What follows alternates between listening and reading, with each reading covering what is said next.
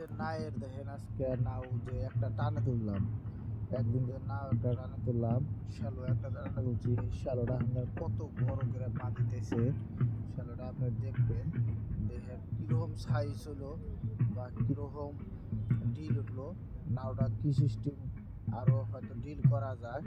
আগের মতো আমরা যে হানি মিস্ত্রি বানাইলো, মিস্ত্রি করতেছে বর্তমান ঠিকই আছে। এইটাই মানে অরিজিনাল, মানে নায়ের সাইজ বাইজ হয়েছে ভালো।